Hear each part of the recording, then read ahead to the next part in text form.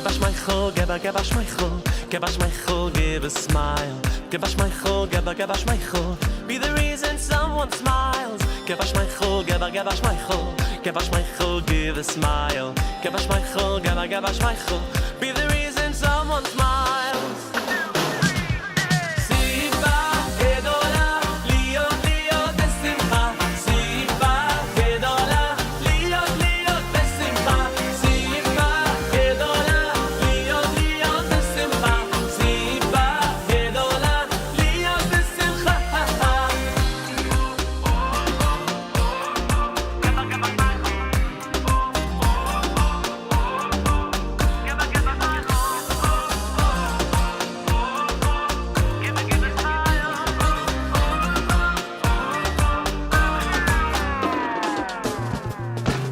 Give us my chol, give us my chol, give a smile. Give us my chol, give us my chol, be the reason someone smile. Give us my chol, give us my chol, give us my chol, give a smile. Give us my chol, give us my chol, be the reason someone smiles. Siva gedola, liyo liyo besimcha. Siva gedola, liyo liyo besimcha. Siva gedola, liyo liyo besimcha. Siva gedola, liyo besimcha. Siva gedola, liyo liyo besimcha.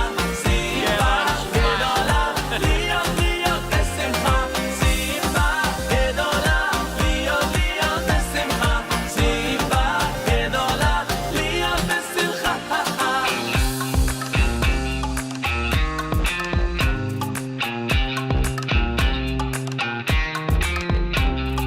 Be the reason someone smiles. Be the reason someone smiles. Be the reason someone smiles. Be the reason someone smiles.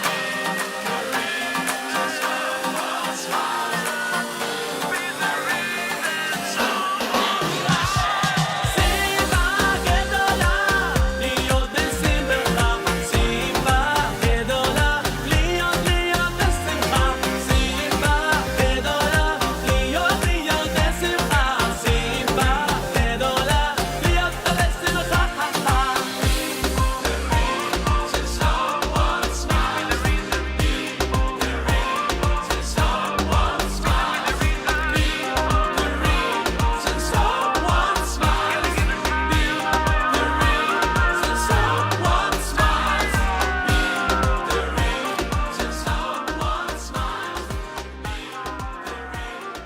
someone smiles.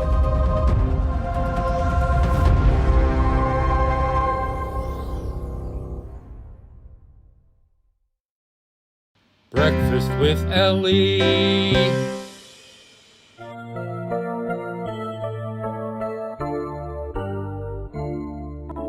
Mode ani lefanecha melech chai vekayam shechazarta bi nishmati bechemla raba emunatecha.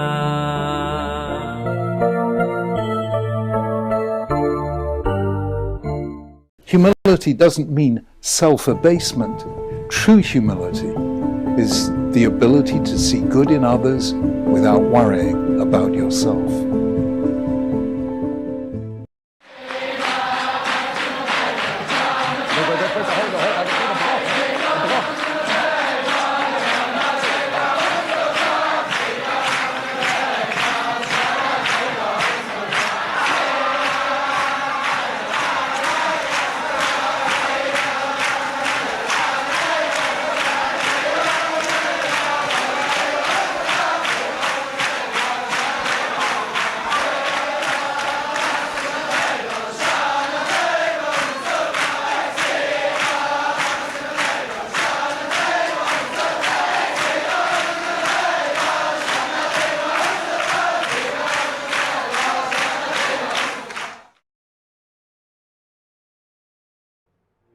September morn, we dance.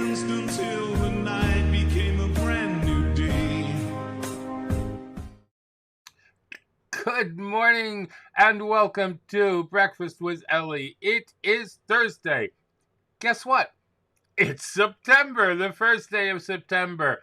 It is also the fifth day of Elul. The Torah portion is Shoftim, HaYom Yom Chamishi, the fifth day, counting up towards Shabbos, and we will be learning the fifth Aliyah. I know, did I go a little bit overboard with September here? I don't know why. It just, it's just so weird to me that it's September already. I don't know. But here we are. It is September. We are here. We are live. And I am ready to get into this. Okay. So let us start. And we can start by, where are my overlays here? I'm missing something here. Here it is. It does that every once in a while. It just goes astray. All right. Let us start off with blowing the shofar. Tekiah, Shvari, Trua, Tekiah, Shvari, Tekiah, Trua, Tekiah. And there you have it. All right. Oops, how did we get back to this scene? That's very strange. All right, let's take our two front tzitzis. Are you ready, men and boys? And let's make a bracha. Baruch atah Adonai Eloheinu melech haolam asher kiddishanu b'mitzvotav v'tzivanu al mitzvat tzitzit. All right, fantastic. And now, what is going on here? All right, our computer is just doing its thing over here. Let's see if we can get to the next Al Divrei Torah here. No, we got to wait just 1 minute, okay? Just a minute. It'll come back, I promise. All right, Al Divrei Torah. Baruch atah Adonai Eloheinu melech haolam asher kiddishanu b'mitzvotav v'tzivanu al divrei Torah. All right, oops, what happened here?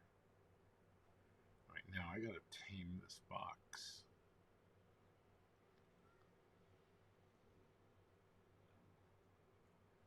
There we go. Now, this box, I don't know. I'm playing around with this thing over here. I was trying to get it to do.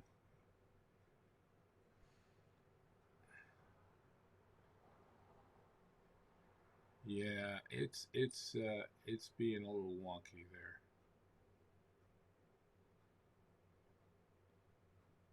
All right. I'll play with it throughout the thing. All right, Hareini Mekabel.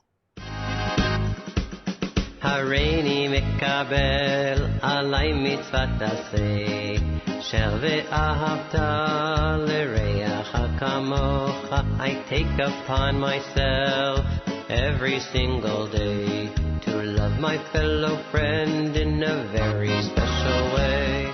All right, Torah Tziva. היי תורה ציווה לנו משה מורשה קהילת יעקב. תורה ציווה לנו משה מורשה קהילת יעקב.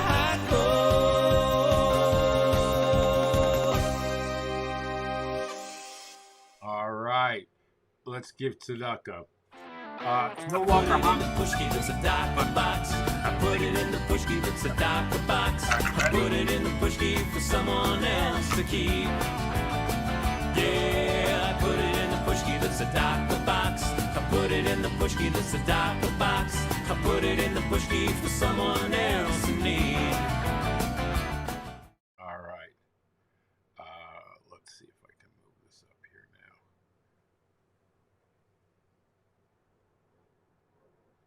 just being so wonky today. All right. Oh, there we go. All right. Tzedakah has been given.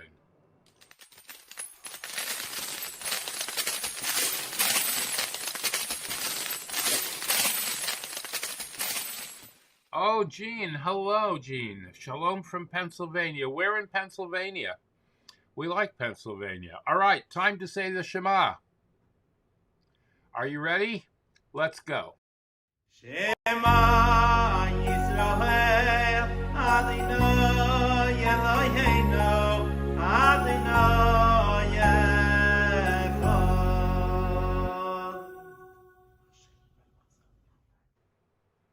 All right. And that means it's time for breakfast.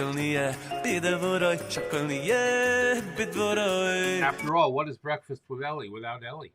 Hey, Bashir. Long time. All right, ready? Baruch ato Adonai Eloheinu melech haolam shehakol nihya b'dvaroi.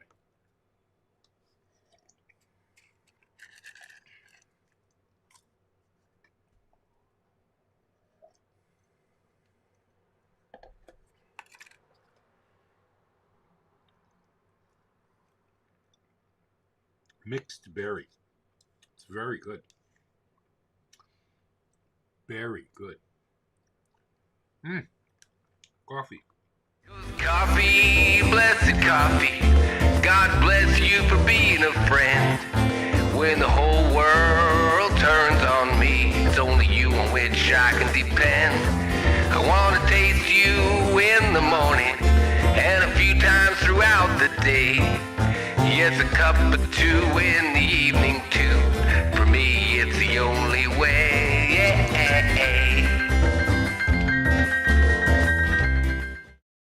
All right. Today is the day of the first Hasidic Aliyah in 1777, the first immigration to the Holy Land, led by Rabbi Menachem Mendel of Vitebsk, Rabbi Avram of Kalisk, and Rabbi Yisrael of Polotsk, reached the Holy Land on the 5th day of September. The 5th day of Elul in the year 5537 from creation, 1777.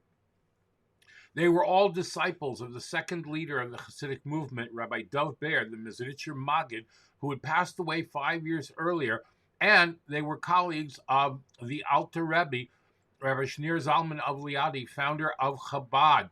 Now, initially, the Alter Rebbe was part of the group, but when the caravan reached the city of Moliev on the Dniester River, Rabbi Menachem Mendel, whom Rabbi Shneur Zalman regarded as his teacher and mentor after the Maggid's passing, instructed him to remain behind to serve as the leader of the Hasidic community in White Russia and Lithuania.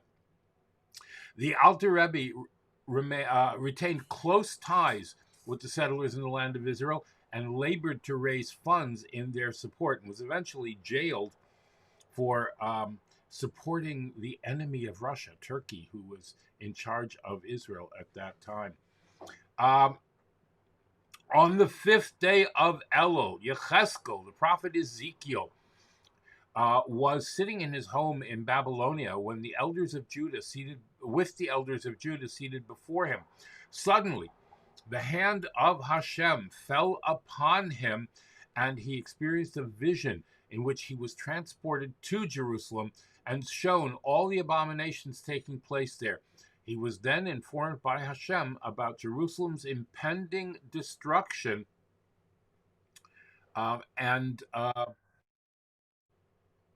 which indeed took place less than 5 years later. Now, his prophecy ended on a positive note. So says Hashem, God, although I have scattered them among the lands, I will be a minor sanctuary for them in the lands from which they have come. I will gather you from the nations, assemble you from the lands which you have been scattered, and give you the land of Israel. I shall place a new spirit within you, and I shall remove the heart of stone from their flesh. I shall give them a heart of flesh. That prophecy can be read in Yechezkel, Ezekiel, chapters 8 through 11. Let's see. What else do I have for you today? We talked about the Hasidic Aliyah.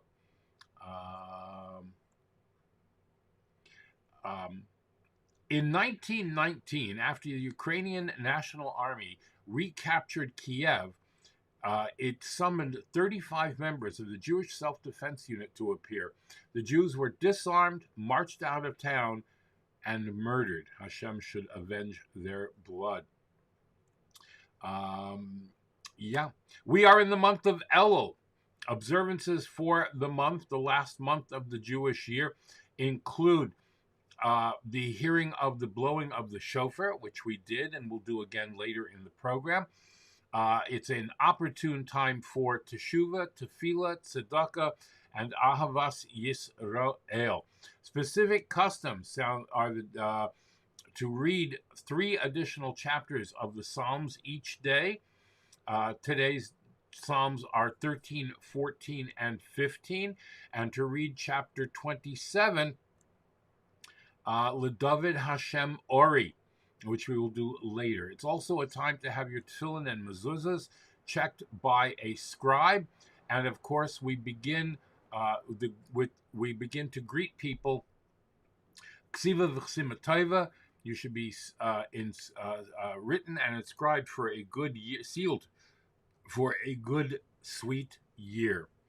All right, Lashana Tova Tikasev V'sichasem or Ksiva v'chsima tova Lashana Tova Umasuka. Either way is more than acceptable. All right, let's see.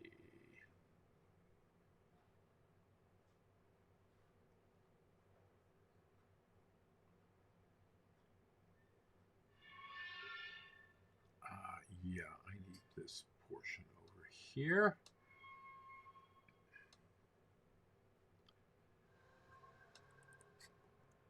All right.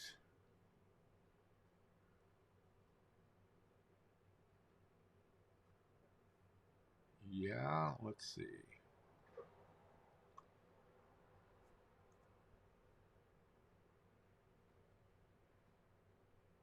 Okay, all right, we're good. What else is in Jewish news? Right now, nothing, but that's okay. All right. We can talk about the Rebbe Responsa.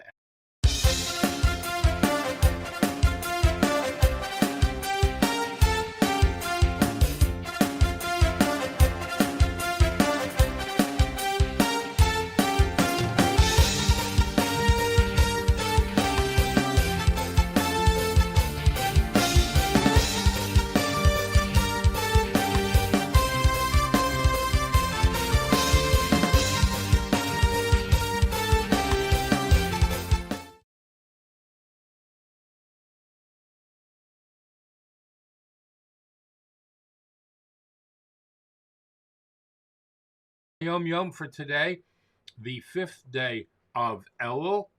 Let's do it.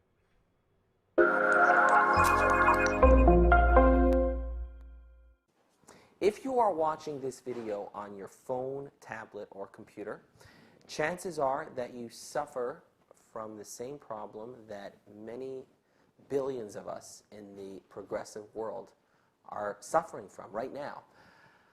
While these devices are fantastic for entertainment and they can make us very, very productive at work, they also tend to waste a lot of our time and distract us and pull us in so many different directions. The ability to concentrate and be truly present in what you're doing is just not there anymore, or is compromised dramatically.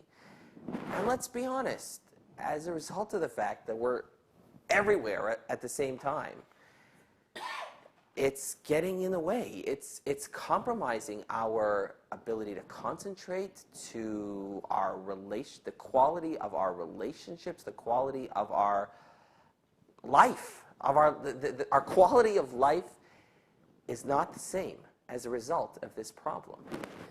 Now, the Torah introduces an ancient antidote to this modern problem. Namely, in the form of mitzvahs, but specifically mitzvahs that envelop us. In mitzvahs that give us the opportunity to be completely immersed and present in any given activity. Today's HaYom is about the mitzvah of talis and the technical instructions for how to don the talis. We're not going to go through the specifics of it in this presentation. I will refer you to another fantastic video on Chabad.org. It's part of the DIY series and it's specifically about talis, and I encourage you to Google that.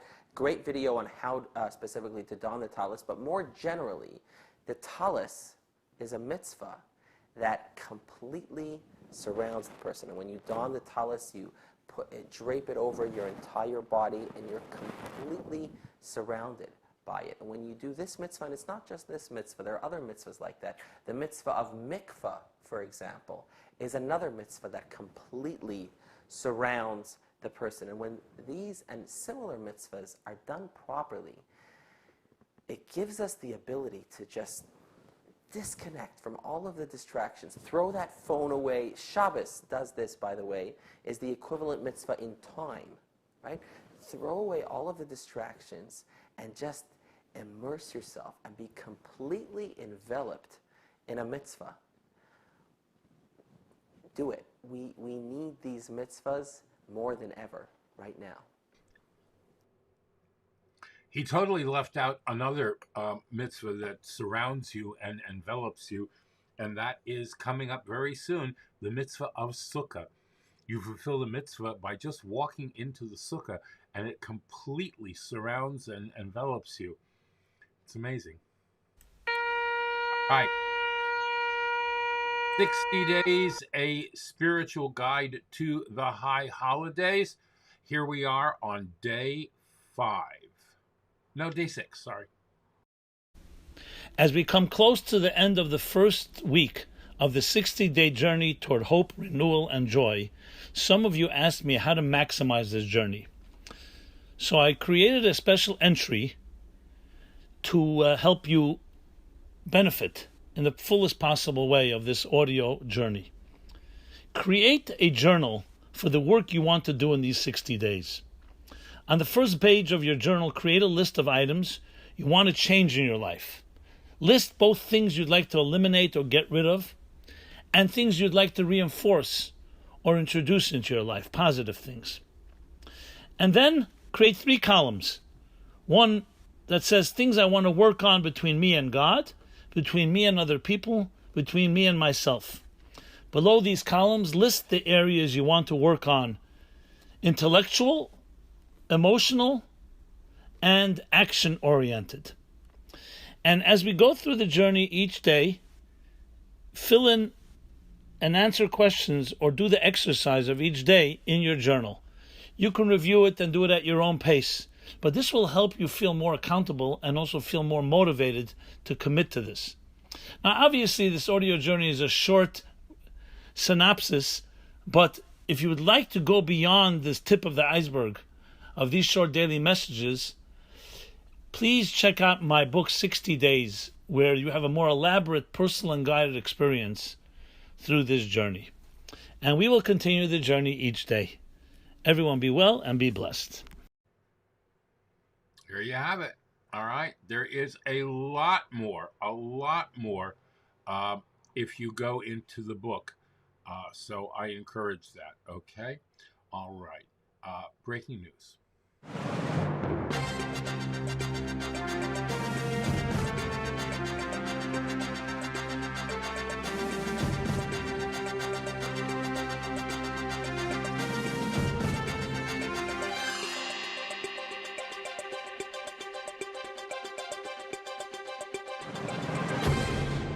Okay. The FDA has cleared the updated COVID boosters targeting the newest variants. U.S. regulators have authorized updated COVID-19 boosters. The first to directly target today's most common Omicron strain. The move on Wednesday by the U.S. FDA tweaks the recipe of the shots made by Pfizer and rival Moderna that have already saved millions of lives. The hope is that the modified boosters will blunt yet another winter surge. Up until now, COVID-19 vaccines given in the United States have targeted the original coronavirus. The new boosters are half the original recipe and half protection against the newest super contagious Omicron versions. Let's see. Now, these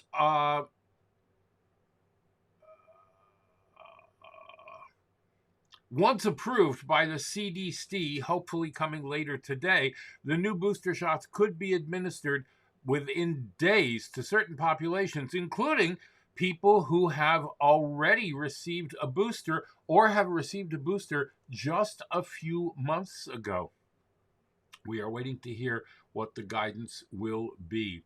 21 million people in the Chinese metropolis of Chengdu will be impacted by sweeping citywide lockdowns today due to a stringent zero COVID measure.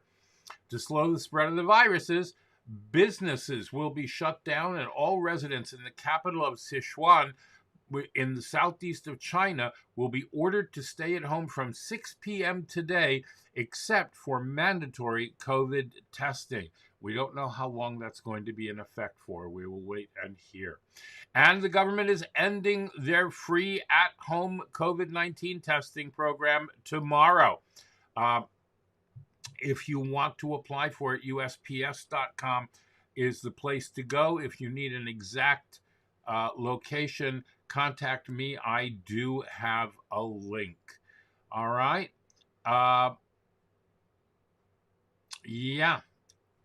Let's see what else. The uncrewed Artemis 1 mission is getting another attempt to launching on a journey around the moon on Saturday, Shabbos.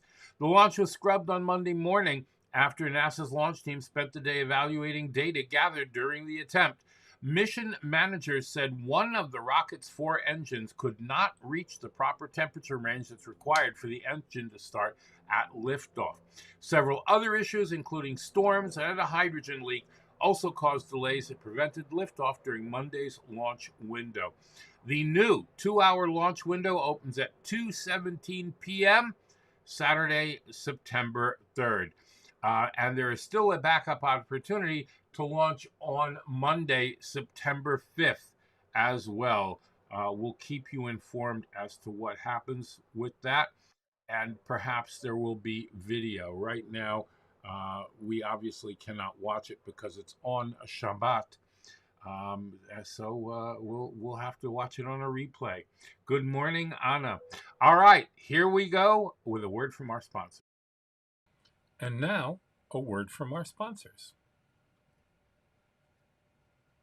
PestProRidol.com. PestProRidol.com. Trusted by the best to keep away the pests. We are offering COVID-19 disinfection services. Mention this ad and get 1 month free service. Visit us at PestProRidol.com. Tarzane Group. Micro, miniature, and small orchids. Go to tarzanegroup.com or call Tomas at 305-440-0565. That's 305-440-0565 and order today. Visit Tomas and Yair at tarzanegroup.com. Micro, miniature, and small orchids. Beautiful in your home. Go to the website and read Tomas's orchid blog. And by Dina D Design. DinaDDesign@gmail.com. Fine artwork, custom made to your specifications, logos, wall hangings, Judaica, and you can even have something for your child's room. Dina D Designs. Go to her Facebook or Instagram or call or text. Thank you very much to our sponsors. If you'd like to become a sponsor, please go right up here to where it says patreon.com/theactorsrabbi, and you can contribute even only $1 a month if you'd like, but that'll help us bring this broadcast to you on a daily basis and cover our expenses.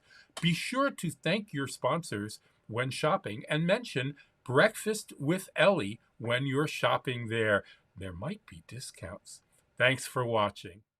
Torah, Torah, Torah, Torah, Torah, Torah, Torah, Siva lanu Moshe.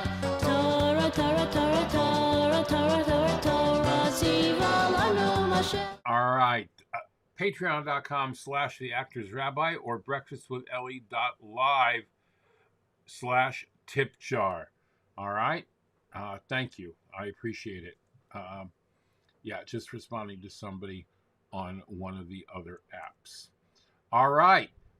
Ladies and gentlemen, without further ado, I present to you Rabbi Dr. Jonathan Sachs talking to us today about environmental responsibility from the year 2015. Here's Rabbi Sachs, part 1. Environmental responsibility. Some commands in the Torah were understood so narrowly by the sages that they were rendered almost inapplicable. One example is the Ir Hanidachat, the city led astray into idolatry, about which the Torah states that you must kill all the inhabitants of the city by the sword. Another is the Ben Sora Umora, the stubborn and rebellious child brought by his parents to the court and, if found guilty, put to death. In both these cases, some sages interpreted the law so restrictively that they said, Lo haya velo atid lihiyot, there never was and never will be a case in which the law was applied. As for the condemned city, Rabbi Eliezer said that if it contained a single mezuzah, the law was not enforced. In the case of the rebellious child, Rabbi Judah taught that if the mother and father didn't look or sound alike, the law didn't apply. According to these interpretations, the two laws were never meant to be put into practice, but were written solely so that we should expound them and receive reward. Drosh v'kabel schar. They had only an educational, not a legal function. In the opposite direction, some laws were held to be far more extensive than they seemed at first sight. One striking example occurs in this week's parasha. It refers to the conduct of a siege in the course of war. The Torah states, when you lay siege to a city for a long time, fighting against it to capture it, do not destroy its trees by putting an axe to them, because you can eat their fruit. Do not cut them down. Are the trees people that you should besiege them? However, you may cut down trees that you know are not fruit trees and use them to build siege works until the city at war with you falls. The prohibition against destroying fruit-bearing trees was known as the rule of Bal Tashchit, do not destroy. And on the face of it, it's highly limited in scope. It does no more than forbid a scorched earth policy in the conduct of war.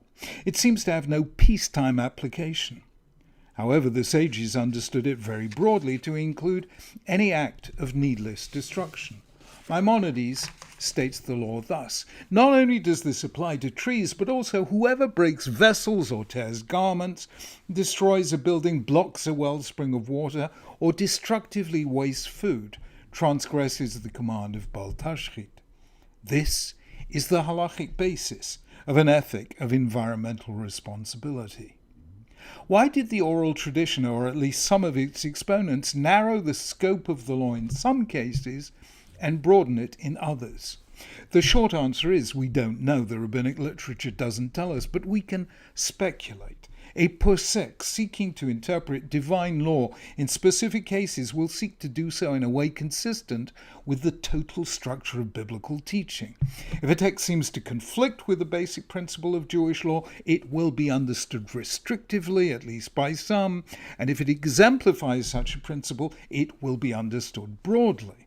So, the law of the condemned city, where all the inhabitants were sentenced to death, seems to conflict with the principle of individual justice. When Sodom was threatened with such a fate, Abraham argued that if there were only 10 innocent people, the destruction of the entire population would be manifestly unfair. Hashofet kol haaretz lo yaseh mishpat, shall the judge of all the earth not do justice?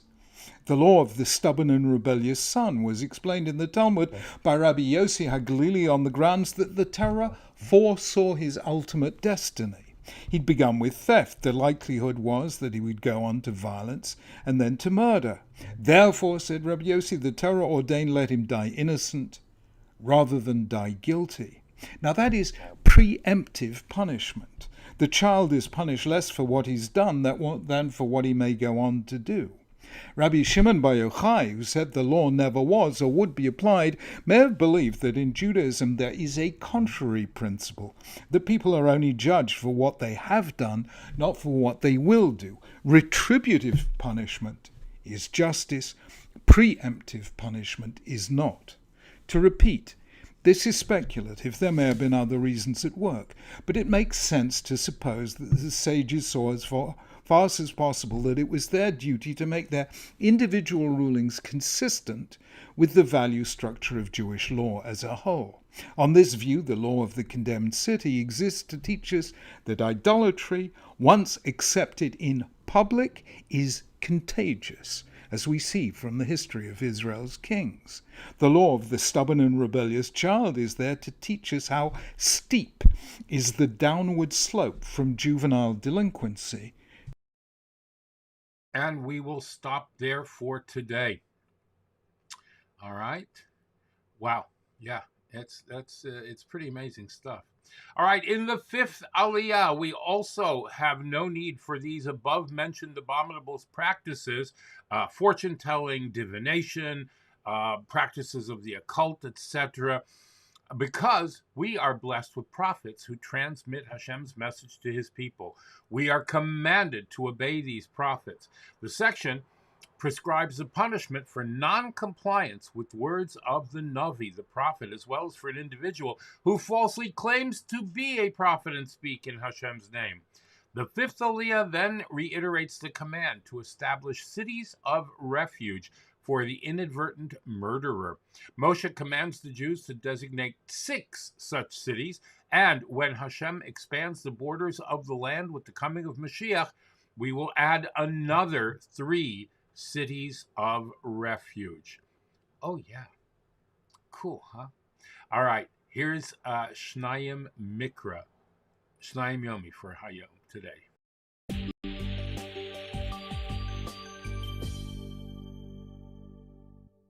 Okay, Chamishi, the fifth Aliyah in Parsha Shoftim is rather lengthy compared to the previous several Aliyos. And there are 2 main topics that are covered within this Aliyah. The first is the laws having to do with a Navi, namely the fact that there are certain individuals who will have the Koach HaNevuah, who will be selected, designated by God, and not necessarily because of any initiative on their part, but God may literally sort of reach out to a person who doesn't yet know that he's a Navi, speak with him, and give him instructions as to what sort of messages he should be giving to the Jewish people. The Torah talks about the fact that some individuals may understandably claim to be a prophet, and gives us some of the tools that we could use to know whether a person is a Navi Emes, meaning a true prophet, a true representative of God, or a Navi Sheker. What's very interesting about a Navi is the fact that the Torah says that it is forbidden for a Navi to suppress, to withhold a Nevuah. Meaning if a Navi receives a prophecy and says, I'm not really interested in confronting the people, I don't really get involved in this, speak to somebody else. So this is not something, that is not an option. Perhaps the most famous biblical example of this is Yonah, and to do so, the Torah says, would be a something which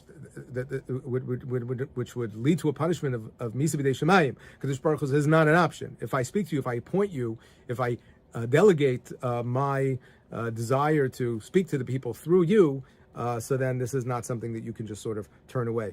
The second section of this Aliyah deals with a very familiar, I think many people are familiar with the concept of an Ir Miklat. This is something which is discussed in various parshios within the Torah, namely when a person commits an act of ritzich b'shogeg, murders somebody else. We sometimes translate it accidentally, but it's not an accident in the sense that it was a freak accident, something was completely beyond his control. There was a certain degree of negligence, what we call here in the United States, manslaughter, as opposed to murder, which tends to be, I think by definition, a premeditated act where a person intends to kill somebody else. Manslaughter is, I act in a way that's negligent, and with the awareness that this is something that could lead to serious harm or even death. And the Torah says in this situation, a person is required to run to a near miklat, special cities that are set up where this individual must remain until the Kohen Gadol dies. There's so much to discuss, there's so much to unpack here. It's really difficult to do so, especially I'm almost out of time, but I'll just say one thing, and that is that a near miklat is a city which is inhabited by many Levium as well. Some of the Arei Miklat were specifically cities for the Levium. So it's very interesting that a person who needs to sort of recalibrate and really think about their priorities in life and how they allow themselves to become so careless, so negligent, that unfortunately their actions led to the death of an individual. That process of rehabilitation means spending time around individuals who, as we said earlier in our discussion of the second Aliyah, individuals who are devoted more in a more focused way towards their personal avodas Hashem, individuals who study Torah, teach Torah, and how this could ultimately be a very meaningful rehabilitative process.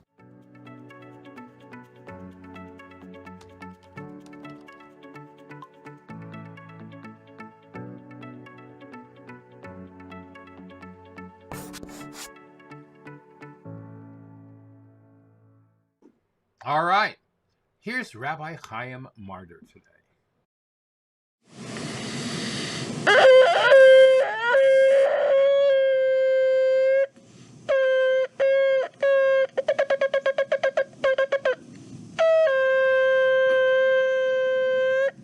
Boker Tov, good morning. We continue with our 3-minute daily dose of Torah. Yesterday we began talking about a pasuk about lo tasig gevul re'acha, not to adjust and roll back borders. Rashi says that directly. Lashon nasogu achor shemachazir siman chalukata karka la'achor l'toch sedecha be'ro l'man hirchi bet shalom. Okay, exactly what we said. You're moving those little stakes that are there, a property line, and you shift the borderline over a few bits. So as you keep on expanding your property, what a sneaky thing to do. Now,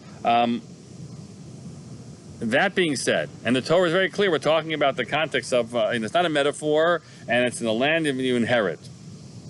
Nonetheless, Hasagat Gevul became a reference for a different component.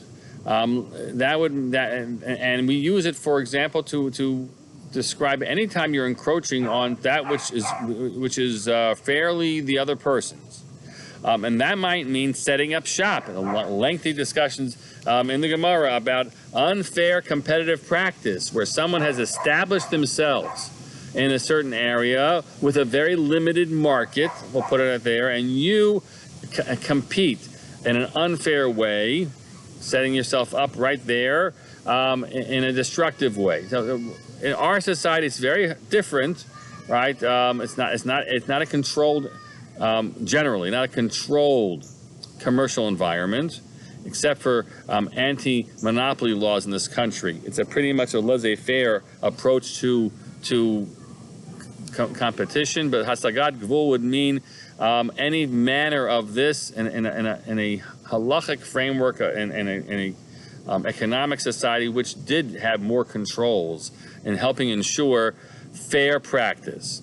Not only that, but Hasagat Gvul is also used in terms of copyright law, right? We talk, if you ever remember buying some Jewish CDs, if you ever bought any Jewish CDs or cassettes, remember those things? You used to have them. And so they would often, like Jewish music, and they would tell you at the bottom that, this is copywritten to Chaim Yankel so-and-so, and, and you have to follow all the laws of the government and all the halachos of Hasagat Gvul and all the rules about crossing the boundary or pushing over the boundaries, taking that which is not yours, which is rightfully someone else's, as your own, especially when people cannot tell that it's happening. That's also included in this mitzvah, even though the mitzvah is very clear. In the land which you inherit, it's very clear about the specific property lines. It is expanded in halacha and all these other ways. And however they do or don't apply in a narrow way, in an open commercial environment like the one in this country, certainly the moral questions have to always guide us in the way in which we live with others amongst us. Wishing you all a great and moral day. All right, there you have it. Here is our Parsha report.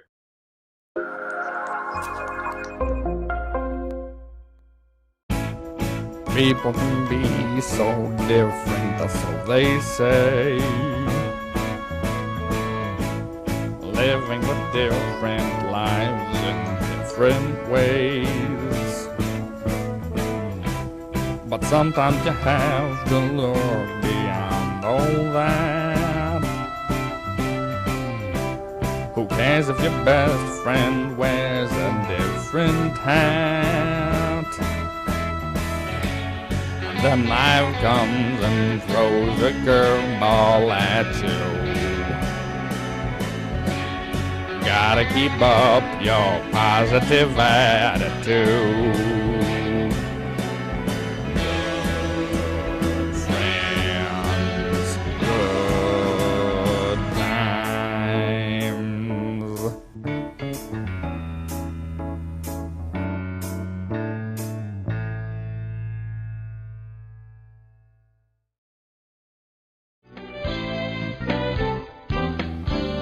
You rolled a 7, Jono. You know what that means. You owe me $400. Now pay up! Hold on just one crazy second there, fishy man. You've told me a lot of rules to these games that we play, and well, I started writing them down. Yeah, and? And this isn't one of them. You just made it up. I didn't make it up, Jono. Then where did it come from? You rolled a 7 a bajillion times, and you never had to pay me $400. You made it up just now. Jono, I'm going to tell you something I haven't told many people before. I have a special gift. A remote control airplane? No, A robot dog that flies a remote control airplane? Jono, stay with me here for just a second. I'm here. Now open your mind. Do you have a saw? No, I mean figuratively. I don't know what that means. Just listen, Jono. The reason I know all of the rules to all of the games all of the time is because I'm a prophet. I have visions of the Almighty. What? Yup. And just now, before you rolled the dice, God appeared to me in a vision and told me to change the rules. God told you to change the rules? That's what I said, isn't it, Sherlock? I don't know about this. I think I need to consult with the rabbi. But are you sure I should use your new and improved method of getting his attention? It's okay, Jono. Trust me. I'm a prophet. Okay.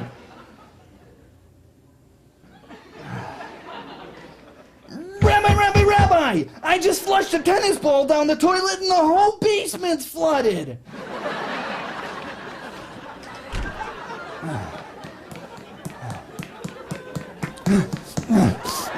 What is it, Jono? Where's the flood?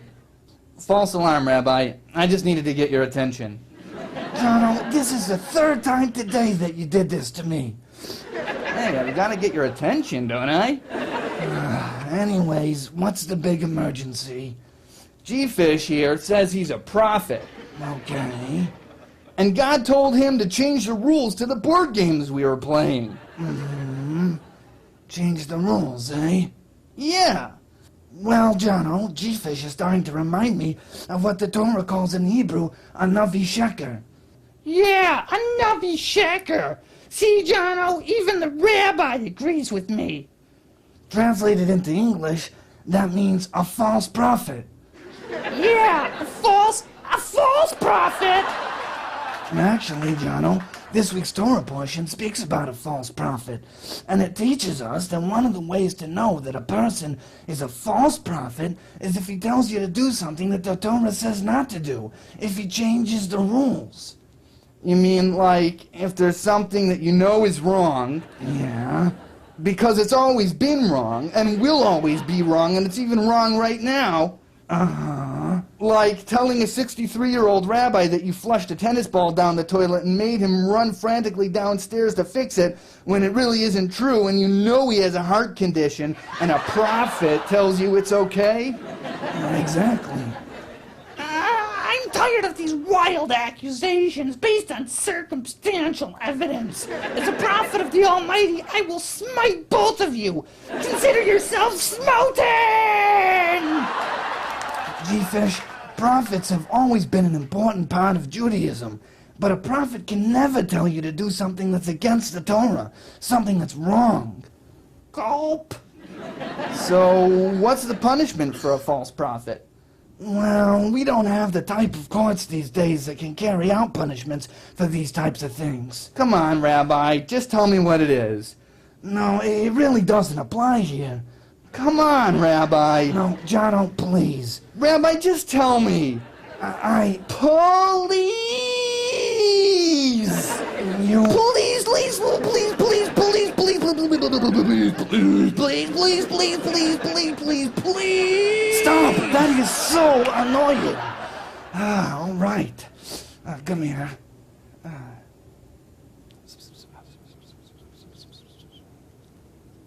Double gulp. Yikes. Things look bad for you, G-Fish. Wait a second. I'm not a prophet. I'm not even a false prophet. I'm just a liar. What's the punishment for a liar, Rabbi? The punishment for a liar is that nobody can trust you anymore. Rabbi! I flushed the tennis ball down the toilet and the whole basement's flooded! Come quick! Nope, not this time, gefilte fish.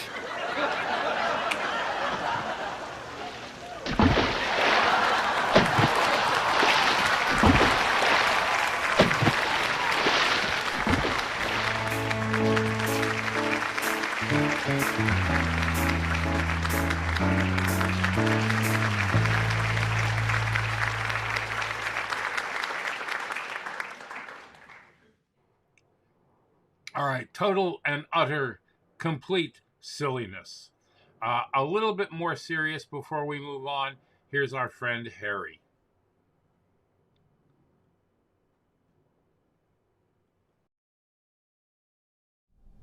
At the very end of this week's Parsha, we learn the law of the Egla Arufa. When there's a murder victim found out in the countryside, the elders of the closest city perform a ritual. They bring a calf to an area that's not fertile, and they slaughter the calf. The Talmud explains that it's as if God is saying, take a calf that hasn't yet borne fruit, in other words, hasn't yet had offspring, slaughter it in an area that doesn't produce fruit, in order to atone for the death of someone who wasn't allowed to produce fruit. And the Talmud goes on and explains that the person, the murder victim who wasn't allowed to produce fruit, that's not referring to offspring, because that person may have been past childbearing age or otherwise unable to have children. It's referring to the mitzvahs, those fruits that the person wasn't able to do because of their untimely demise when God indulged the free will of the murderer. But that also begs the question, maybe the murder victim was an elderly, righteous person who had spent his or her life doing mitzvahs. So what do you mean they weren't allowed to produce fruit? They weren't allowed to perform mitzvahs. So the Talmud's teaching us an incredibly important lesson. Those mitzvahs that the person hadn't yet done, those fruits are incredibly important. And that's why the Mishnah elsewhere teaches us that someone who saves or sustains one life, it's as if they've saved or sustained an entire world. But what if the one life they saved was of a 105-year-old?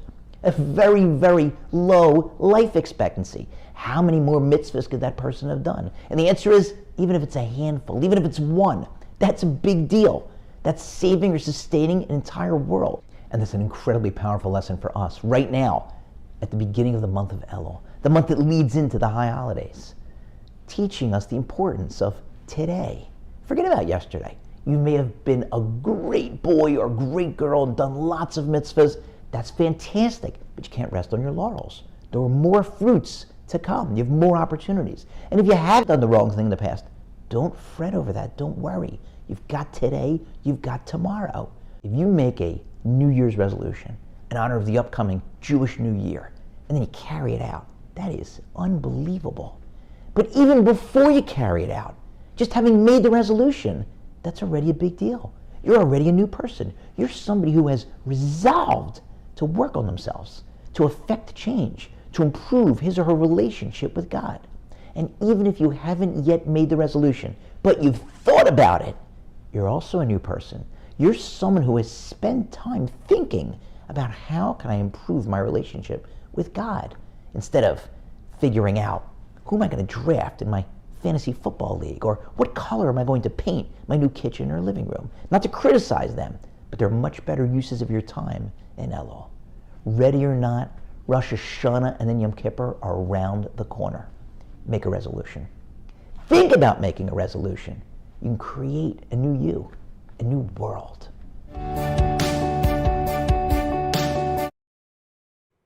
All right. How about that? You got that? All right, we have a lot of time today, so we're going to do Rabbi Wilhelm. Rabbi Wilhelm, I can't believe it. I haven't seen you for so long. How are you? Baruch Hashem, Betzion, I almost forgot your name already. It's nice to see you back. It's nice to see you.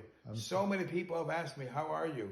Yeah, who's that? Who asked you? Yankel, Baruch, Zalman, everybody. Yankel, Shmerel? Yeah, they all asked. They all tell me to pass the message on. But I want to tell you, I know you came for a Dvar Torah, so let's make it quick. All the people don't have long attention spans, right? And what do you say? Okay, listen, Yankel. Yankel, Shmerel. Listen to Benzion. One second, I feel so insulted. I haven't seen you for so long. What is Hashem Amachas? You're trying not to insult me, but you didn't say the whole bracha. You might not. I'm starting to believe you're not really excited to see me. Okay, we'll talk about that later off camera. Let's go to the Dvar Torah. Today, I want to tell you today, as I finished davening mincha, I opened a sefer. A question that I had for years was answered. It's the type of question that Levi Jaffe would have. You know, these type of questions. You have questions? Yeah. You know everything. The question is, the Torah tells us this week. The Torah tells us that you listen to the Navi, the Tzaddik, and don't do different than if he says al Yamin, smart. He says smart. Whatever he says, right, left, you listen to him. So Rashi says what seems to be a crazy thing. Rashi says, not if he says right, left. Even if he says on left that it's right, you got to listen to him. Come on. What does that mean? If he says it's right now it's dark. If he says right now it's day. It's day. It's not day. It's night. What does Rashi mean? That even if the tzaddik, even if the chacham says on right that it's left, or on left that it's right, you have to follow him. It always bothered me. Today I saw an answer. And the answer answered something relevant to Chodesh Elul. I'll explain to you why. Now you got me. Okay. What's your approach? How do you handle Elul?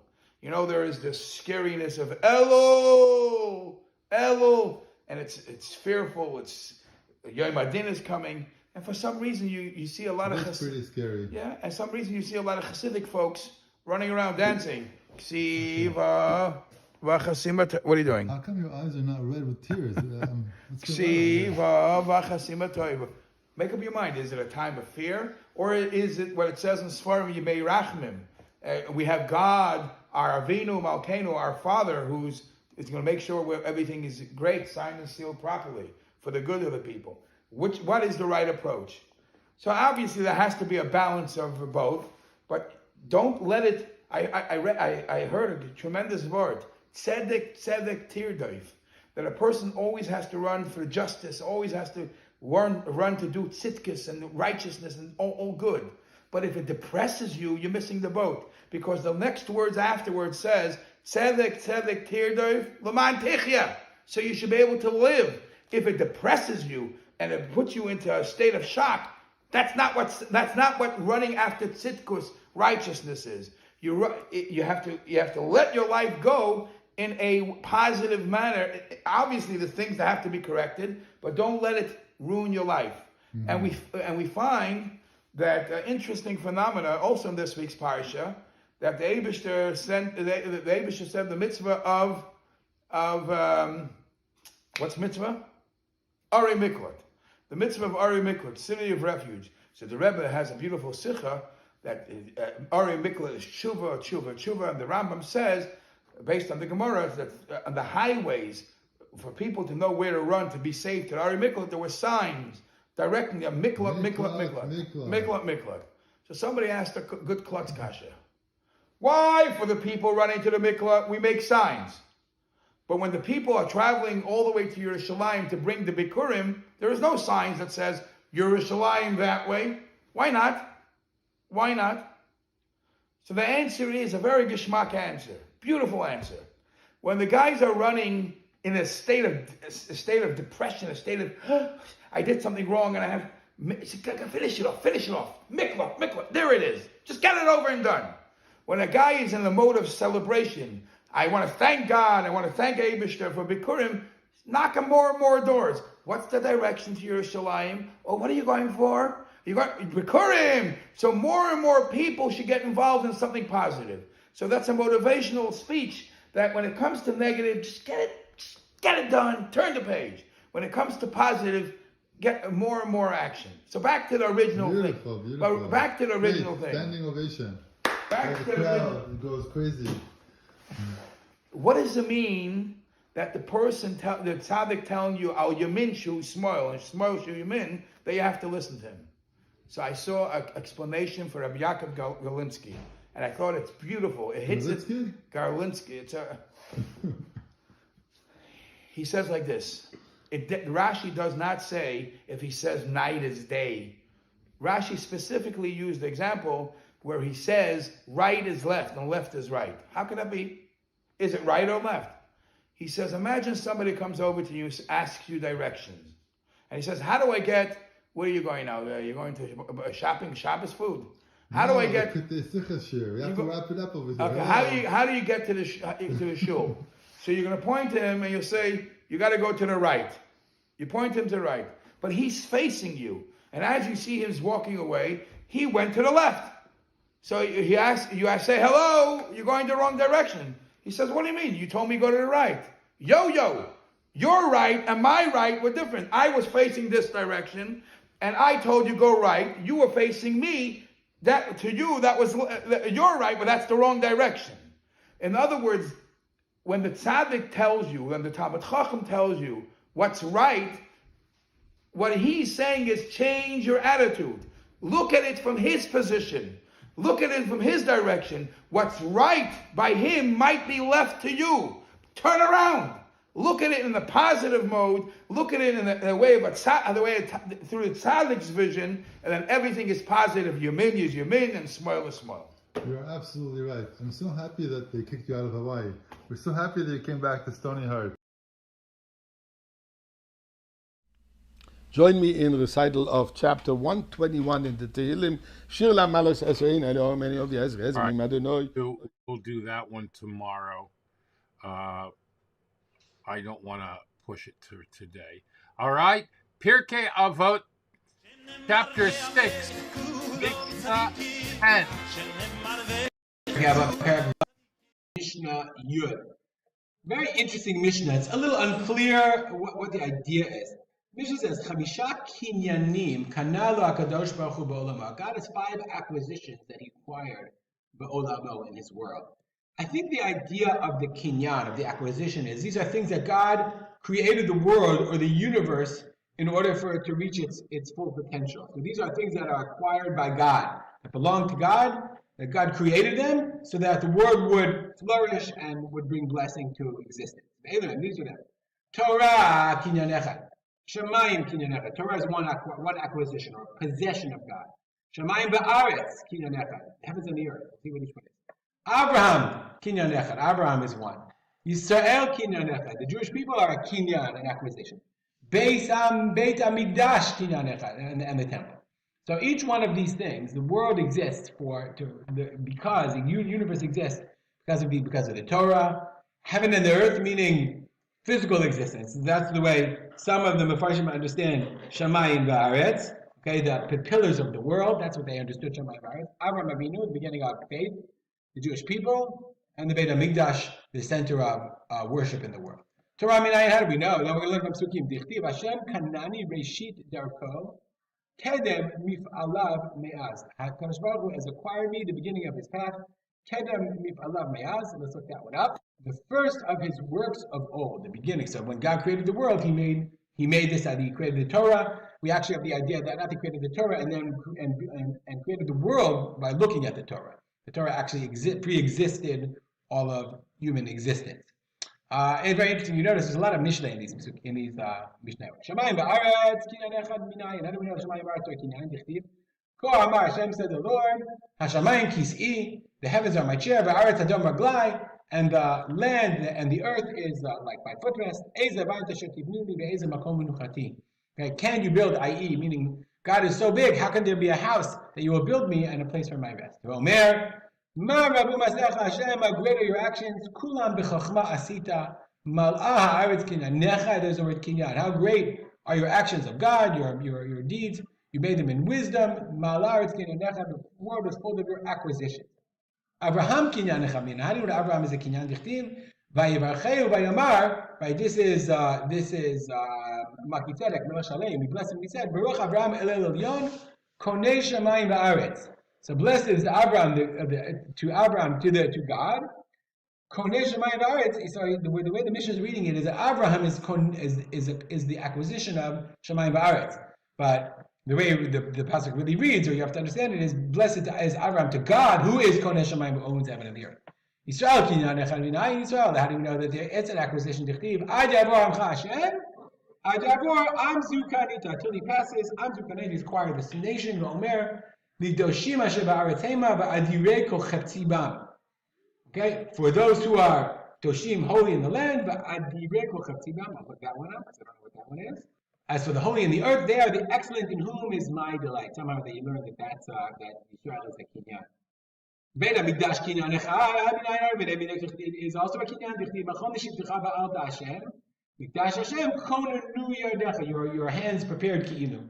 Okay, machon neshivtecha ba'alta Hashem. You have created this place. You have worked to create a machon, a center neshivtecha for your dwelling. V'omer vayiviyim el hagvul hakadsho har zeh kanta yamino. He brought them to the gvul kadsho, the border of His holiness. This mountain kanta yamino, His right hand had acquired. So there were 5 kinyanim. Now Rashi says, very interesting, he says, Kama gimgum yesh b'Torah. The language of this Mishnah is a little bit messed up. The Bracha wasn't right appropriately. In Mesechet Pesachim Perek Ha'isha, we only learn that there's 3 kinyanim: Torah, Shamayim Va'aretz, B'Yisrael. Maybe Raya, the Shamayim Va'aretz, Be'oto Pasuk Shneimar Ba'Avraham. The pasuk of Abraham is, remember I said, it's like seems a little backwards. Konei Shamayim Va'aretz. God is Konei Shamayim Va'aretz.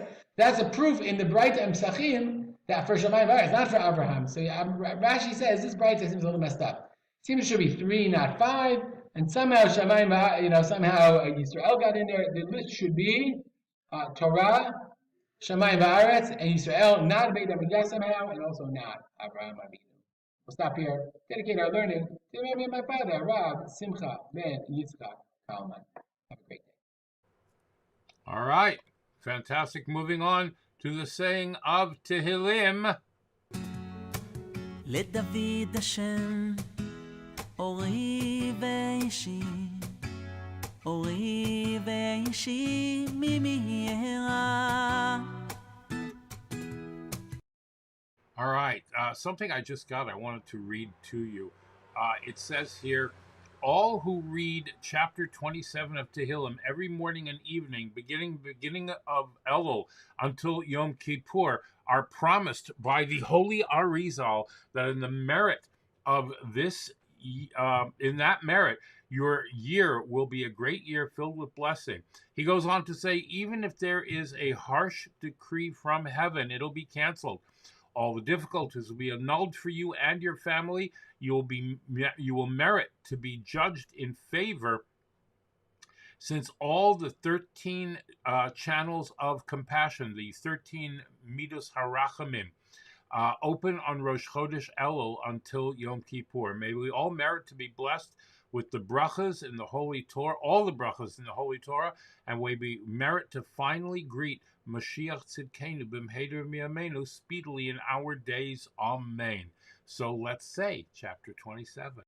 David, Adonai ro'i v'ishi mimi ira, Adonai ma'oz chayai mimi evchad, Bekrov alai mireim lechol espesari, Zorai ve'oivai li, Hema kashlu v'nafalu, Im tachane alai machane, Lo yira libi, Im takum alai milchama, Bizos ani voteach, Achas sho'alti mi'es Adonai, Osa avakesh, Shivti beves Adonai, Kol yemei chayai, Lachazos b'noam Adonai, Ulevaker beheichalo, Ki itzpeneni besuko, B'yom ra'a yastireni, B'seiser aholo, B'tzur yiromemeni, Ve'ata yarum roshi al oevai sevivosai, Ve'ezbecha ve'aholo ziv chesrua, Ashira v'azamer al Adonai, Shma Adonai koli ekra, V'choneni va'aneni,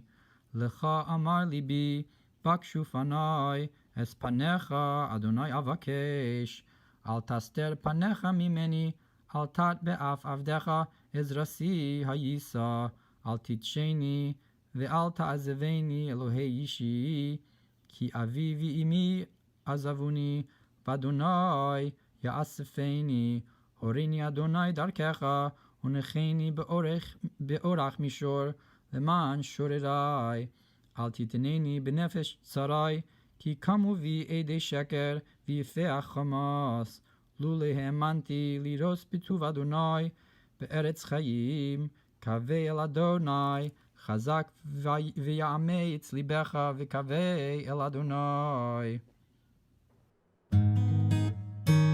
Right. Tanya in 5 for today, the 5th day of Elul. Rabbi Ronnie Stein.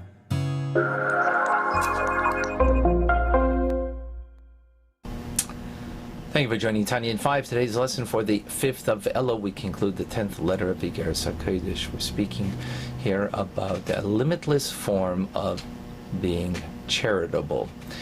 Limited form means to give minimally 10%, maximum 20%. Limitless means to give the way God gives, without limitation, the needs of the individual, of course without any other variables involved, but limitless in the attitude that whatever you've got, just like for health reasons, you would spend all your money to better your health. So spiritual health, that fact that we are in need of rectifying our spiritual health, we do that by bringing an infinite light of God through the limitless form of giving down here below. And this limitless form of kindness is called, in the name of God, of HaKadosh Baruch Hu, the graces of Hashem, His benevolence. And this chesed that we're speaking about, this kindness, is an everlasting kindness, as the verse says.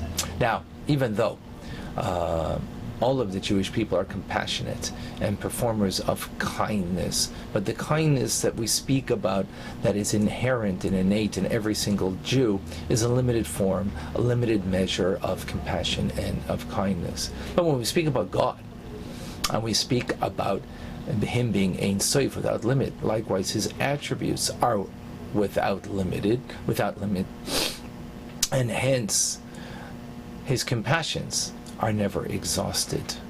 So we need to echo also His limitlessness, and by giving in such a compassionate way, without any kind of limitation. And this is the meaning of what the prophet Jeremiah said after the destruction and the exile of the Jewish people. Ki lo samnu, that God's kindnesses have not ended. Remember, at the very beginning of this letter we asked a question, that the word ki lo samnu, that God's graciousness and kindness have not ended. It should say tamu, not tamnu, third person plural, which means we have not ended. We are not complete. We are not pure tamim, complete and whole. So this is the meaning over here of the nuanced meaning. Is it mean that God's graciousness has no end, or that we have an end, or we have not a perfection? So this is because we are not perfect. For we are not whole and perfect because of the sins that we have done. So likewise, we need to conduct ourselves as a result of this in the way of God's kindnesses. His kindnesses are without limit. So likewise, we need to have compassion without limit. Rav chesed, an abundant chesed, unlimited, infinite form of compassion. For his compassion is not exhausted, is without end. And therefore, when we are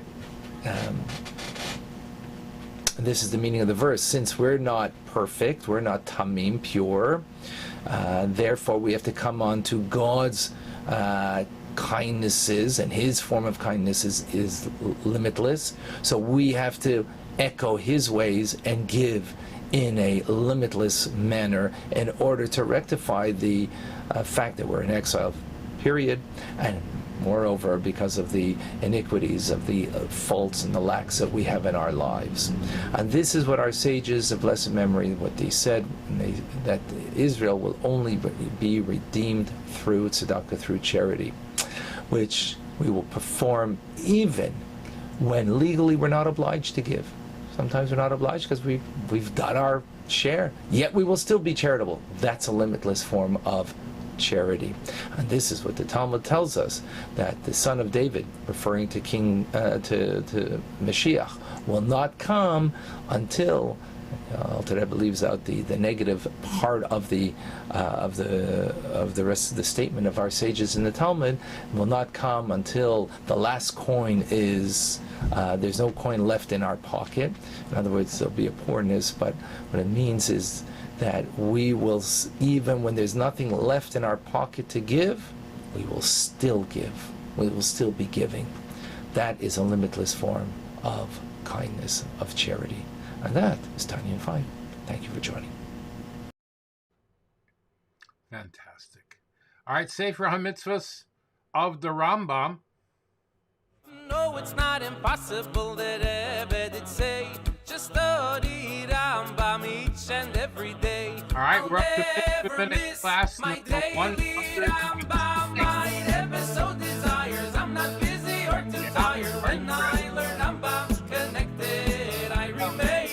Today we learn about a second type of forbidden oath. Negative mitzvah 62 is the prohibition to take a shvuas shav, an oath in vain. There are 4 types of oaths in vain. Number 1 is where one swears to contradict the truth of an obvious reality. For example, if someone says, I swear that day is night, or I swear that the sky is green. These are oaths in vain. The second category of an oath in vain is where someone swears to the truth of an impossibility. For example, someone says, I swear I saw a building flying in the sky. The third category of an oath in vain is where someone swears to defy a mitzvah in the Torah. For example, I swear I will not eat matzah on Pesach night. I swear I will not put on tefillin. The fourth category of an oath in vain is where someone swears to the truth of an obvious reality. For example, if someone says, I swear that this man is a man, or I swear that this pillar of gold is gold. That's obvious and is therefore an oath in vain. Shavua levatala. All right? Yeah. People do that. I never understood why. Matters of Mashiach.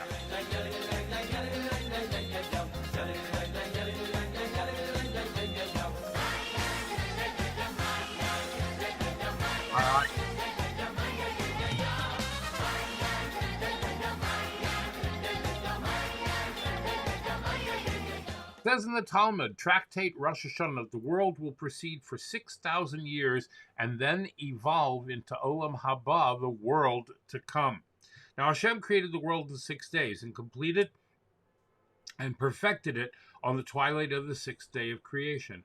At that time, the Torah states, and God saw everything he made, v'haya tov, and it was good. Tov me'od, very good. Similarly, the preparation for the Messianic age is a 6,000-year process, each millennium corresponding to 1 day of creation. The completion of the world will occur in the twilight of the 6th millennium. Our generation, we stand at this twilight the completion of the world. It's our generation that will make the world a dwelling place for Hashem and bring the Geulah, the redemption. With this in mind, we must contemplate and appreciate the preciousness, the merit, and the responsibility that we have. Yeah, big responsibility, huge responsibility, because, as the Rebbe has said more than once, we are a generation of Mashiach. Let me see if I have a Shmuel 3 for you today. I think I do. No, okay, no, I don't have Shmuel 3 for you today, but here are our PSAs.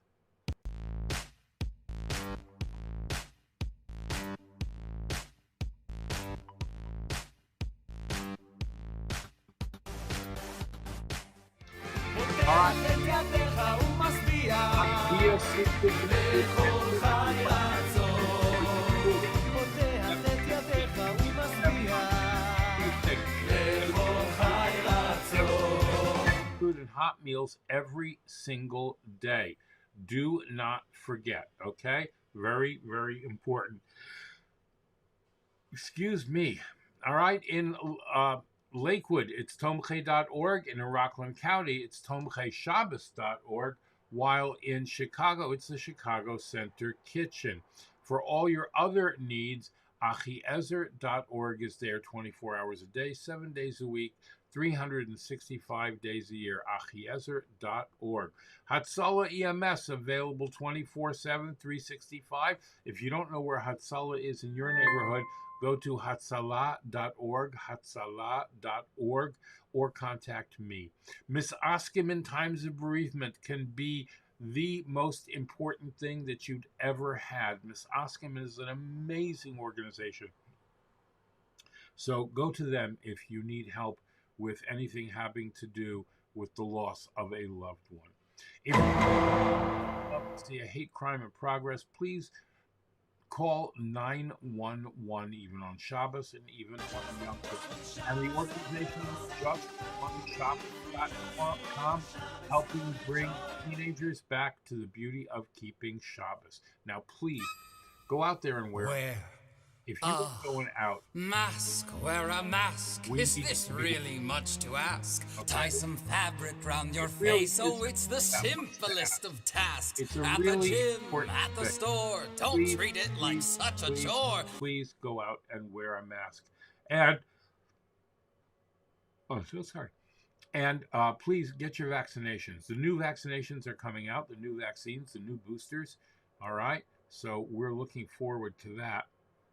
I know I am, because I want to be protected, and I know you want to be protected too. That's just how it works. Y'all are smart people, all right?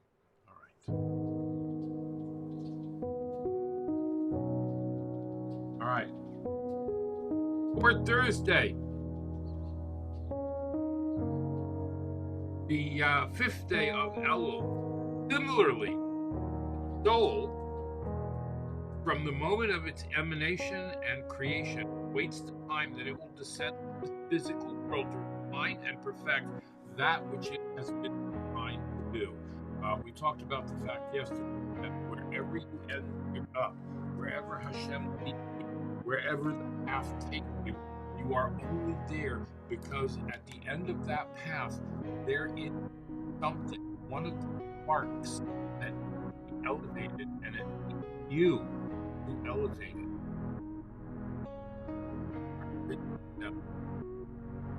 Trust is hold on so tight. Oh,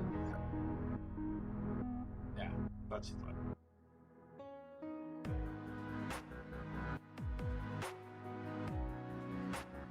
Yeah.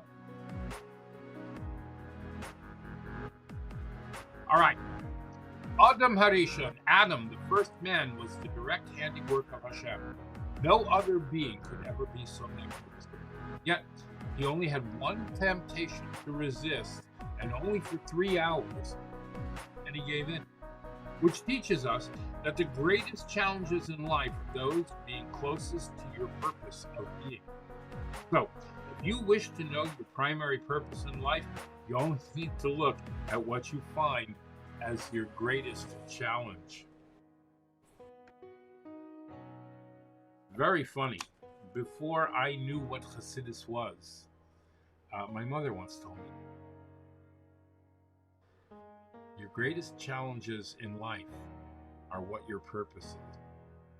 You want to talk more about that? Come to me on social media. The Active Rabbis.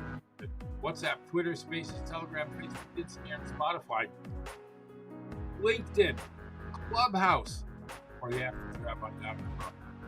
Come to theactorsrabbi.com. You can take care of signing up for life coaching.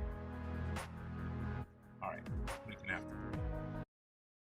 Baruch ato Adonai Eloheinu melech ha'olam boirei nefashos rabois v'chesronan al kol ma sheborasa lachayos bohem nefesh kol chai baruch chai ha'olamim. All right. Ein oid melvadoi. There is no other than Hashem. David Lowy has a new song out. He's going to talk about that. Thank you for being here. Thank you for watching and listening. Come back tomorrow, 10 a.m. Eastern Time. We're here every single day except Shabbos and Yom Tov. We have the Rabbi Sachs to finish tomorrow and things to learn about Shabbos. It is September. It's amazing. There will be replays of today's live stream on all the platforms. Have a replay feature. I know that you will enjoy that. Go out and do something nice, something good for someone today. In the words of Rabbi Isaac Hamler, have affection for a fellow. Hashem will have affection for you. Do a kindness for a fellow. Hashem will do a kindness for you. Befriend a fellow, and Hashem will befriend you. Go out there and make it a great and glorious day, and I will see you tomorrow. Bring one more person to watch or listen with you.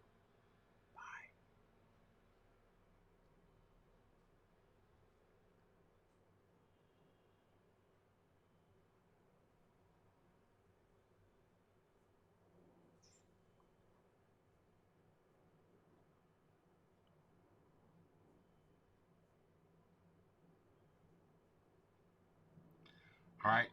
Hold on. It's coming. Okay. That's it.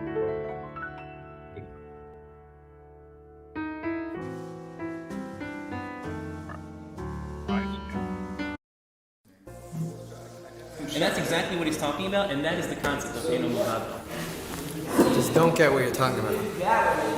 Well, why don't you come with me, and I'll show you the bigger picture.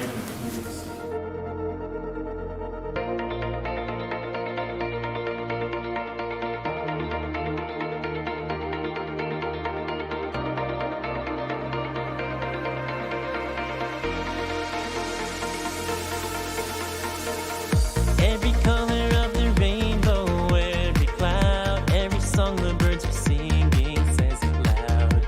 Every sunrise painted on the morning sky bears his name. Every blade of grass we grow to understand. In every ocean wave crashes bears his hand.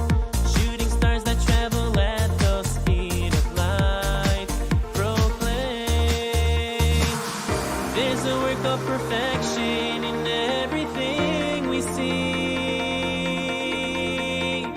and it's all a reflection of His majesty. Eino milvado, eino milvado, efes ulaso, eino milvado, eino milvado, efes ulaso, ein biltecho. Hey, nay, nay, no milvado, efes ulaso, hey, nay, no milvado, hey, nay, nay, no milvado, efes ulaso, yein biltecho,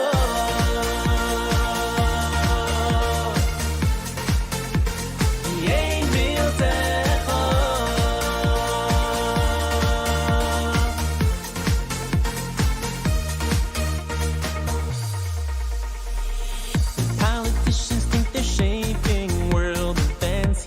pulling strings from heaven with his providence, orchestrating every moment under his watchful eye.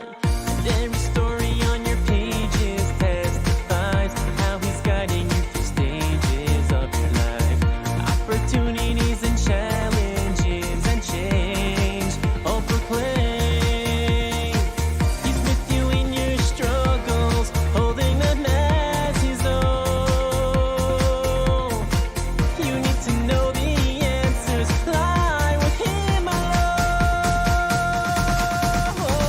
Hey, nay, no milvado, hey, nay, no milvado, efesulaso, efesulaso. Hey, nay, no milvado, hey, no milvado, efesulaso. Yen biltecho, hey, nay, no milvado, hey, nay, no milvado, efesulaso, efesulaso. Hey, nay, no milvado, hey, nay, no milvado, efesulaso. Yen biltecho.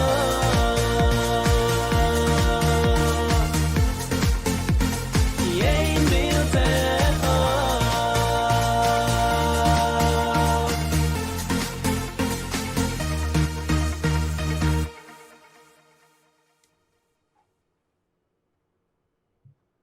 HaYom hazeh hu yom sameach, yesh koach lechayech tamid,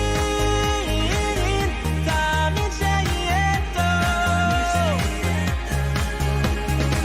HaYom hazeh hu